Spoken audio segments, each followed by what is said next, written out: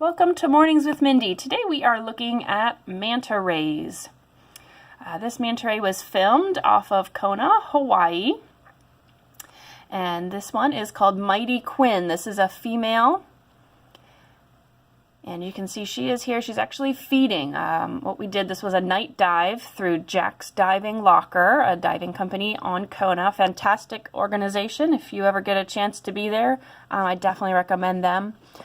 But what we did, we put down these lights on the bottom of the ocean floor, and at nighttime it attracts the plankton. That's all this stuff you see kind of floating around in the video here, all these little tiny particles. That's plankton that's coming up at nighttime toward the surface to feed. And what that does is it attracts fish, and it attracts the manta rays as well, because that's what they eat. They eat these tiny little organisms called plankton. So you can see she is opening her mouth up right over the light, and she's going to scoop up a big old chunk and siphon out the plankton.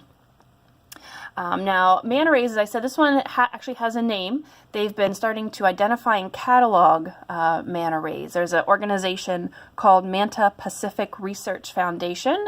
Definitely check it out if you have the time. Their website is mantapacific.org, and you can see all the different pictures and the names of the ones that they've cataloged so far.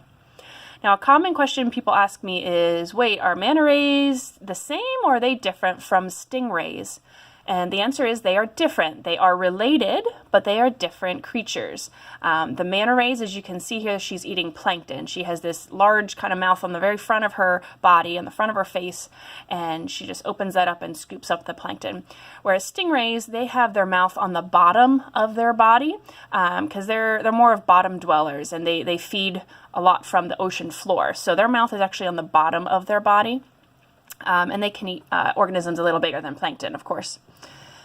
And another big difference, the one that everybody's always worried about, is stingrays have that sharp barb on their tail. It's kind of why they call them a stingray. Manta rays do not have that. They still have that long tail, but there's no barb on them. Stingrays tend to hang toward the bottom of the floor, like I said, the ocean floor. And just a side note, that's why it's always good if you're going out into the ocean, it's always good to kind of shuffle your feet if you're in a sandy area.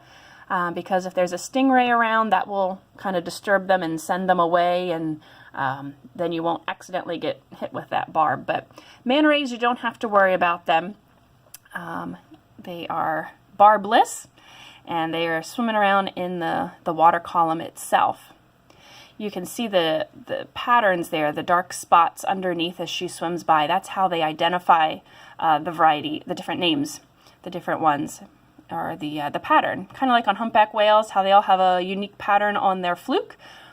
Apparently, manta rays all have a unique spot pattern on their bellies. Let me see. I know this isn't the best video, but you can get the idea. Let me try one other one if it will open up. Fingers crossed. Oh, good. There's a nice shot of her coming towards us there.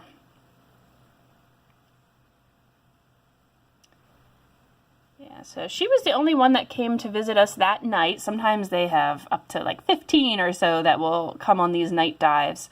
But I was just thankful to see the one. But yeah, this is Mighty Quinn. You can see some of the other fish around there as well. She's going to scoop right up, get a big mouthful of plankton. And again, all the other kind of little dots or things that you see here, all that is the plankton itself. So there you are, manta rays. Check out mantapacific.org for lots more information. Have a wonderful day.